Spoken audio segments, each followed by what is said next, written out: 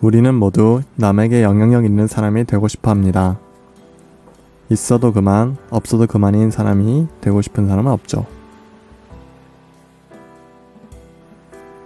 그러나 우리 모두가 항상 영향력 있는 삶을 살아가는 것은 아닙니다. 사실 대부분 일상의 틀에 갇힌 채로 일정을 소화해내기도 바쁩니다. 우리는 답답한 마음에 유튜브나 책을 뒤적입니다. 영향력 있게 사는 법을 말이죠. 그러나 그럼에도 제자리 걸음을 할 때가 많습니다. 어쩌면 영향력을 발휘하는 또 다른 길이 있는데 우리가 그것을 놓치고 있는 것은 아닐까요? 팬인가 제자인가로 유명한 카일 알들만 목사님은 One at a Time 이 책을 통해 예수님의 방식을 살펴봅니다. 시작하겠습니다. 오늘날 대부분의 사람들이 사람의 영향력을 판단하는 척도는 얼마나 많이입니다. SNS에 올린 사진의 좋아요 수와 공감 수가 얼마나 되는지 늘 확인하죠. 그러나 예수님은 그런 방법을 쓰지 않으셨습니다. 그렇다면 어떻게 하셨을까?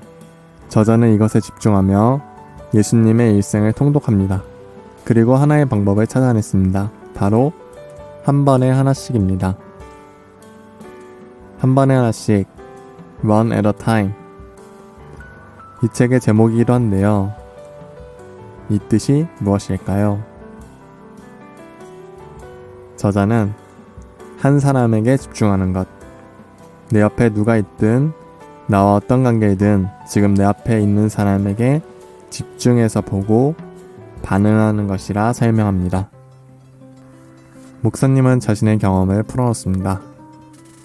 집에 돌아와 딸의 방에 들어갔는데 어린 딸이 무거운 장롱에 깔려있다는 걸 안 순간에 말이죠. 그는 이렇게 말했습니다. 시간이 멈추었다. 다른 모든 관심사나 계획, 목표는 순식간에 흐릿해져 사라졌다. 그 순간 중요한 것은 오직 우리 딸아이일 뿐이었다. 다행히 딸아이를 무사히 구조했다고 하는데요. 바로 이 시야를 One at a Time이라고 설명합니다. 그는 예수님도 마찬가지라고 했습니다. 예수님은 슈퍼스타였고 논란의 중심이자 많은 무리와 늘 함께 다니셨습니다. 누구보다 바쁜 사람이었죠. 그럼에도 누군가 예수님 앞에 서면, 예수님이 누구를 만나시면 그분에게는 다른 모든 일정, 계획이 흐릿해지고 사라졌습니다. 그분은 그분 앞에 선 오직 한 명만을 보셨습니다. 그분은 어떻게 그러실 수 있었을까요? 누가복음 8장에 나오는 12년 동안 혈루증 앓는 여인의 얘기에 힌트가 나옵니다. 그러자 예수께서 그 여자에게 말씀하셨다. 딸아, 내 믿음이 너를 구원하였다. 당시 유대인 사회는 부정한 것을 만지면 안 되는 율법이 있었습니다. 혈루증은 피가 멈추지 않는 병이었고 피는 부정한 것이었습니다. 이 치명적인 병으로 인해 그녀는 12년 동안 고통을 겪으며 당시 유대인 사회의 중심이었던 성전 출입도 금지되었습니다. 만약 12년 동안 고통받았던 것이 당신의 딸이었다면 또 당신의 자매요 누이였다면 무리 속에서 그녀를 지나칠 수 있었을까요? 맞습니다. 예수님은 그녀의 딸이라고 부르셨습니다. 예수님에게 그녀는 하나님의 자녀였습니다. 바로 이 인식이 한 번에 하나씩 방법의 중심입니다. 자, 그러면 우리에게 첫 번째 질문은 바로 무엇을 해야 하나겠죠? 마음은 있지만 뭘 해야 될지 모른다면 우리의 마음은 방황하다가 금방 이전 자리로 돌아오게 되니까 말이죠. 우리가 이때 알아야 되는 것은 하나님의 속성입니다. 하나님은 기도에 반드시 응답하시는 분이십니다. 그분이 그렇게 약속을 하셨으니까요. 그러니 우리는 먼저 하나님께 기도해야 합니다. 하나님께 크게 쓰임받았던 사람들은 다 하나님께 기도하는 사람들이었습니다. 예수님도, 모세도, 요셉도 모든 사람들이 말이죠. 기도할 때 우리는 먼저 하나님이 우리를 통해서 어떤 일을 하실지보다 우리 자신 안에서 일하시기를, 즉 우리 자신을 먼저 변화시켜 달라고 기도해야 합니다. 왜냐하면 우리 마음이 그분의 사랑과 힘으로 넘쳐날 때에 비로소 하나님의 모든 일이 제대로 될 수 있기 때문입니다. 그래서 우리는 이렇게 기도해야 합니다. 하나님이 우리의 마음을 만져달라고 말이죠. 이렇게 기도를 매일 드리는 건 어떨까요? 예수님, 한 사람을 보는 주님의 눈을 제게 주옵소서. 주님처럼 사람들을 보게 도와주시옵소서. 라고 말이죠.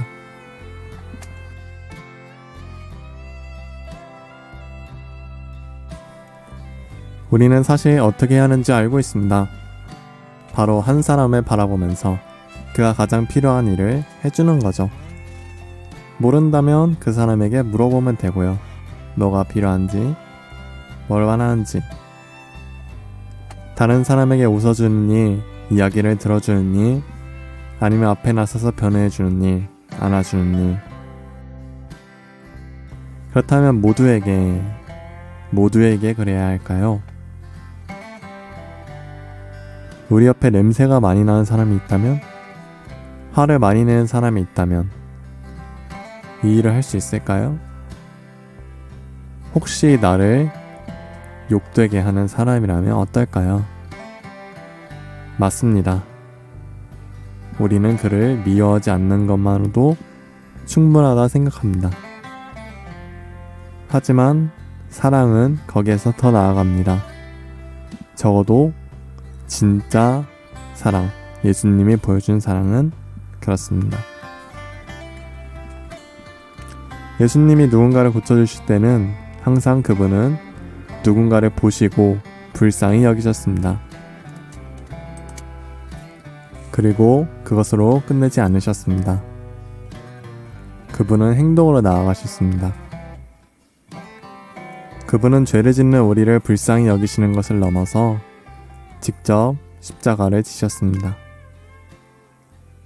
저자는 말합니다. 진짜 사랑은, 긍휼은 근육이 움직이는 것이라고요. 상대하기 까다로운 사람들, 지치게 만드는 사람들, 나와 다른 사람들과는 멀어지는 것이 우리의 본능입니다. 하지만 예수님은 그러지 않으셨습니다. 그분은 부정한 자, 매국노 취급을 받던 세리, 귀신 들린 사람, 창기 등 모든 죄인들에게 가까이 다가가셨습니다.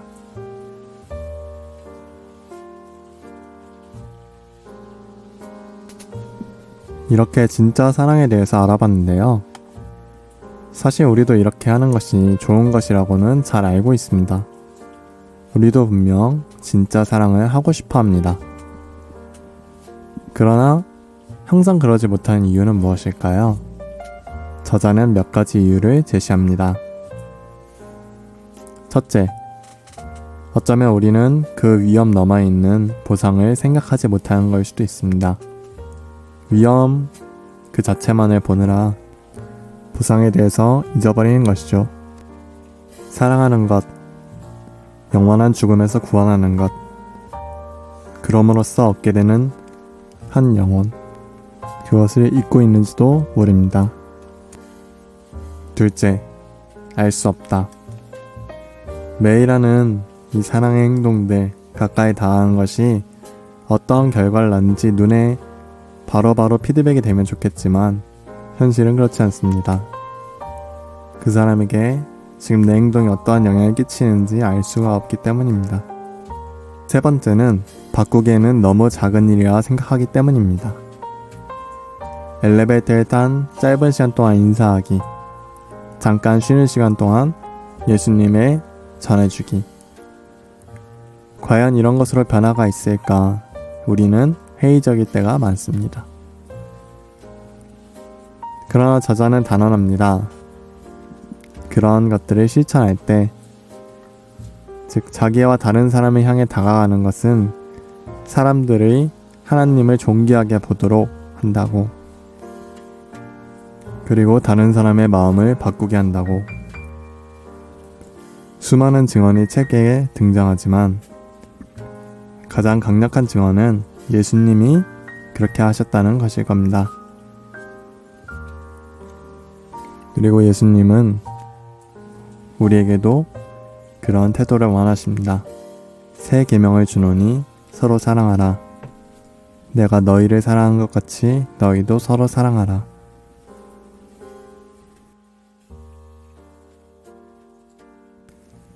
저자는 많은 것에 대해서 이 책에서 얘기하고 있습니다.